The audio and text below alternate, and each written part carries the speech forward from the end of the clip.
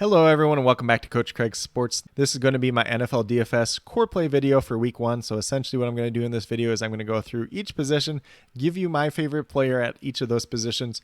You can play them all together if you want to do so. Probably a little bit better in a cash game setting, but if you're playing in GPPs, maybe taking a couple of these guys, stacking them along the way as well. So we're going to start off with quarterback Lamar Jackson. He is $7,300 on DraftKings, $8,500 on FanDuel. So he's up towards the top, not the highest price guy on the slate, but he's still pretty high up there at the same time. He goes against the New York Jets this week. The Baltimore Ravens are 6.5 point favorites.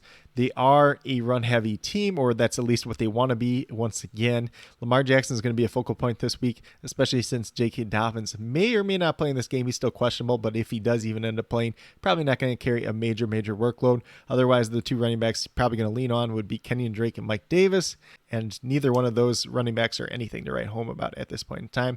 So expect 10 to 15 carries for Lamar Jackson in this game, plus throwing. Has the upside, of 3-4 touchdowns in this game against a lowly Jets defense. Yes, I know they got better slightly over the offseason, but it was mainly at the cornerback position. Probably not going to be anything that hurts Lamar Jackson overall. And then if you really want to do so as well, you can always stack Rashad Bateman or Mark Andrews with Lamar Jackson. If you're playing in a GPP, I might almost just run him out there naked just because everybody else is probably going to do that. Don't have a lot of faith in Bateman.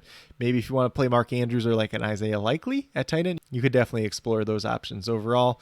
And as of right now, the projected ownership for Lamar Jackson is coming in right around 6%. And his optimal rate's a little over 8%, so there is some leverage to be had there. Then we move over to the running back position with Aaron Jones. He's obviously the running back for the Green Bay Packers, and he's pretty reasonably priced on this week 1 slate. He is $6,700 on DraftKings, $7,400 on FanDuel. We've definitely seen him priced higher than that in the past, but Aaron Jones probably going to get a big workload, especially in the receiving game this week with no Devontae Adams, obviously moving on to the Las Vegas Raiders, and now most likely no Aaron Lazard in this game. At the time of this recording, he is listed as doubtful and probably going to get ruled out in the near future. So Aaron Jones is going to be involved in the running game. He's going to be involved in the passing game. It'll be very interesting to see how the Packers use him overall. He is one of the players that Aaron Rodgers does have rapport and trust with. And that's going to be a big thing for Aaron Rodgers, especially in week 1. Guys like Aaron Jones, guys like Randall Cobb, guys like even Robert Tonyan, guys that he's played before and he knows that he can trust. Those are going to be the ones that I target for this Green Bay Packers team overall this week. And at the same time, especially in DraftKings, when you have that PPR upside, I know FanDuel is half-point PPR, and the upside with a guy like Aaron Jones could be the best running back overall on the week. He's going against the Minnesota Vikings. They were not particularly good against running backs last season, so their defense is maybe slightly better. It's definitely a different scheme than they ran last year, so there is that. Maybe they work out the kinks of it week 1 too, so it could be a very favorable matchup for guys like Aaron Jones and some of these other Packers players overall. Would not be surprised if this game ends up in a shootout. And then one other thing just to mention with Aaron Jones, David Bakhtiari and Elton Jenkins are both still listed as questionable. We've seen Aaron Jones produce without them last season. And if they don't play, maybe Aaron Rodgers has to get rid of the ball a little bit quicker. Probably favors guys like Randall Cobb, Aaron Jones, Robert Tonyan once again. So there is that benefit there. And then if he does have those guys, he's probably going to have better running lanes than he would have if they were not playing. And with that being said, the ownership for Aaron Jones is coming in right around 10% at this point in time. Optimal rates coming in around 14%, so there is some leverage to be had there once again.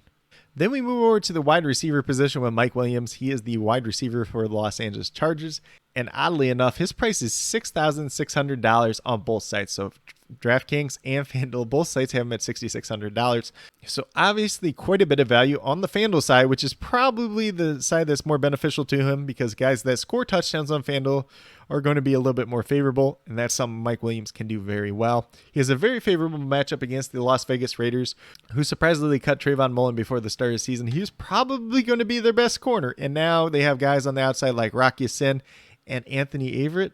And Rock Ya-Sin had a decent year last year, but before that in his career really struggled. Anthony Averett was one of the worst corners in terms of like giving up yards and fantasy points to wide receivers last year. So if he matches up against those, going to be pretty good. I did see on the depth chart, they talked about putting Nate Hobbs on the outside. I don't believe they're going to do that. He's probably going to stay in the slot where he was really good last year, and that would kind of deflect off of Keenan Allen just a little bit. So Mike Williams is going to be somebody that I'm very interested in.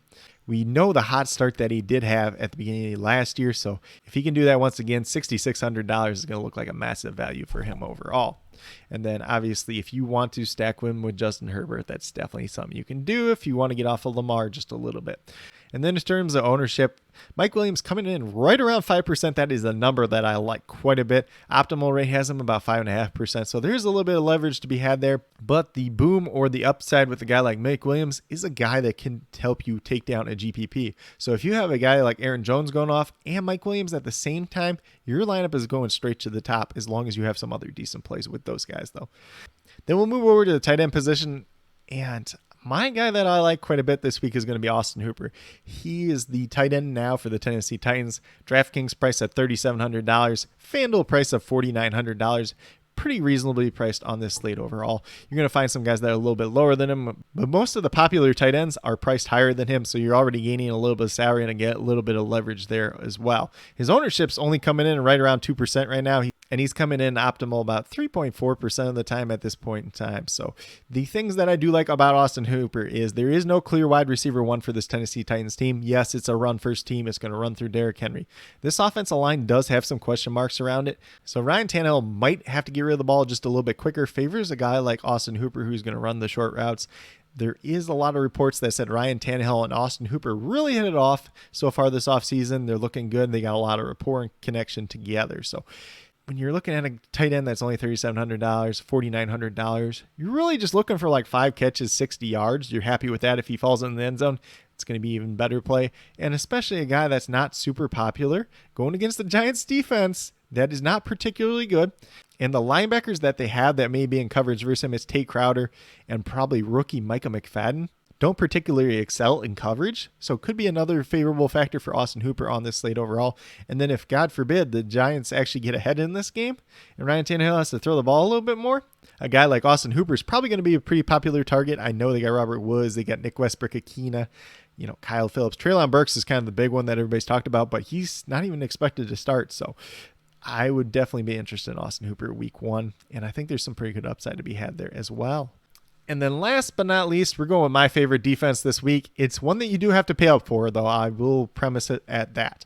The Ravens DST, $4,000 on DraftKings, $4,800 on FanDuel. They're one of the top priced ones, but they offer a lot of upside against this Jets team. They're 6.5-point favorites, obviously. Joe Flacco is starting at quarterback, and I know there's people out there that are saying, oh, Joe Flacco is better than Zach Wilson. He's not. He does not have the same amount of talent. Yes, he's going to have a bunch of checkdowns and stuff. He's still going to make mistakes. This offensive line is kind of a question mark at this point in time. They lost Mekhi Becton for the year. They signed Dwayne Brown to replace him. He's having a shoulder injury now that may put him out a couple weeks. So George Fant's moving back over to left tackle. He's been dealing with some neat things of his own. Now Max Mitchell, a rookie, like 3rd or 4th round pick out of Louisiana Lafayette, has to start at right tackle. So personally, I do a lot of draft scouting as well. And for me, he's not anybody that should be starting day 1. So they can take advantage of that. And for those of you who do not pay too much attention to the offseason moves, the Ravens kind of revamped their defense once again. They're looking pretty tough. They don't have as many injuries, obviously, as they did last year, so could be a favorable matchup for them. And then just keep in mind that these New York Jets, they do have a lot of good young players, but they are still young players, and young players are more prone to making mistakes than, say, like a veteran-type player. So it could be a very favorable matchup for the Ravens, especially if they get their running game going, if they can get a couple of turnovers, a couple sacks. Going to be a defense that's very successful this week. Obviously, when we're talking about defenses, if you want to pay down, that's definitely fine as well, so you have more salary to spend at other positions. But with that being said, if you go with these 5 players that I do have listed here on DraftKings, you'd have $21,700 remaining, about $5,400 per player, so not too bad there if that's something you want to do. If you want to switch out some of the players for somebody that's a little bit cheaper, that's definitely understandable as well, especially on the defense side. Like say you swap down to the Patriots defense at like $2,700, open up $1,300 more. That makes a lot of sense as well. And then on the FanDuel side, if you go with these 5 players, you have $27,800 remaining, just under $7,000 per player. So that is definitely a reasonable price tag that you could take advantage of on the FanDuel side overall. But with that being said, these are my core picks for week 1 of the NFL DFS season. If you guys like this video format, be sure to let me know. I'm going to be working on some more of the graphics. I know it's really basic at this point in time, but looking to beef that up. And then if there's any other NFL DFS content you guys are looking for, be sure to let me know and I'll try to make it happen. But with that being said, if you are new to my channel, please consider subscribing. Definitely would appreciate it. Helps build the community that we're trying to build here at Coach Craig Sports, which is one that's truly for you, the viewers, helping you with your DFS, Since the NFL season is started, I'm doing NFL and MLB DFS videos at this point in time, daily MLB DFS videos, so be sure to check that out if that's something you're into as well. And then once we get back around to the NBA regular season, I'll be covering content for that as well. And then with that being said, if you're a new or current subscriber who's yet to do so, also be sure to hit that notification bell down below. It's going to let you know every single time I post up a new video. But with that being said, that's all I have for today's video. Hopefully you all enjoyed. And then last but not least, special shout out to each and every one of you watching today's video. I truly do appreciate you taking the time out of your day to watch this video. Definitely means a lot to me, and I hope each and every one of you has a great rest of your day.